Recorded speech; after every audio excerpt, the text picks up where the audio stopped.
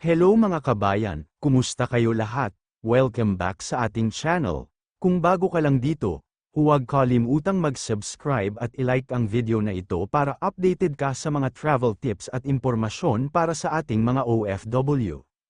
Mga kabayan, magbabakasyon ka ba sa Pilipinas ngayong 2026? O baka pauwi ka para magbakasyon kasama ang pamilya? Kung oo, siguradong importante na alam mo ang kumpletong travel requirements bago ka pumunta sa airport.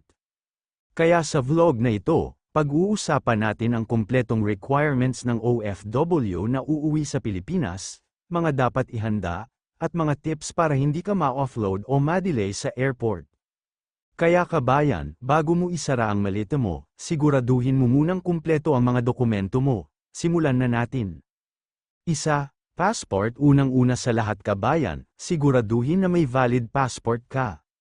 Ang passport mo ay dapat hindi expired at may at least 6 months validity bago ang iyong travel date. Kung malapit nang mag-expire ang passport mo, mas mabuti na mag-renew ka muna bago mag-travel para hindi ka magkaroon ng problema sa immigration. 2. Plane ticket. Pangalawa, kailangan mo ng confirmed plane ticket. Siguraduhin na confirmed ang iyong booking, tama ang pangalan na nakamatch sa passport.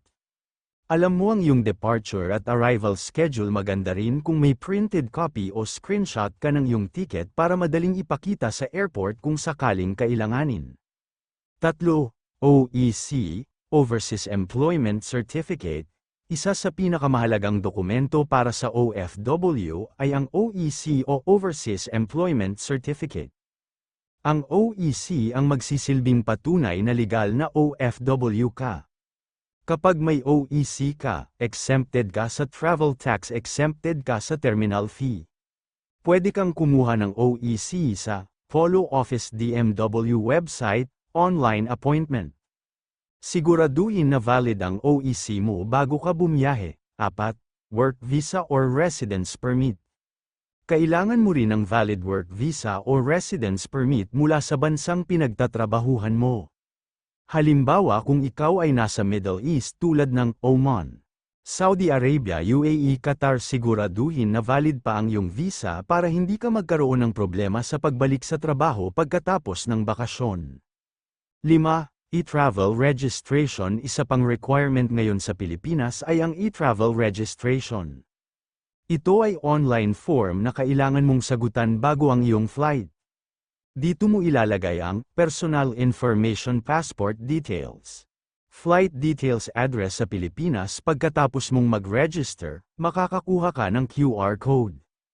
I-screenshot o i-print ito dahil hahanapin ito sa airport pagdating mo sa Pilipinas. 6. Baggage rules. Bago ka mag-pack ng luggage mo, siguraduhin mo rin na alam mo ang baggage rules ng airline. Karaniwan, check-in baggage 20 kilo hanggang 30 kilo depende sa airline. Hand carry 7 kilo. Mga bawal sa luggage, flammable items, explosives, dangerous chemicals, at huwag kalimutang i-secure ang iyong baggage. 7. Balikbayan boxes and pasalubong. Alam naman natin mga kabayan, hindi mawawala ang pasalubong para sa pamilya. Pero tandaan, huwag magdala ng prohibited items. Siguraduhin na hindi lalagpas sa allowed baggage weight.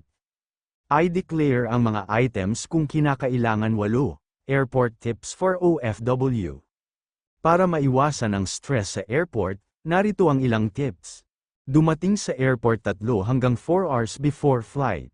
Ihanda ang lahat ng document sa isang folder. Siguraduhin na may internet o screenshot ng QR codes.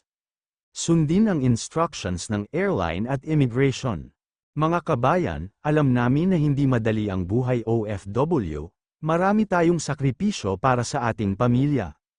Kaya kung uuwi ka man para magbakasyon, siguraduhin na kumpleto ang documents mo para maging smooth ang iyong biyahe.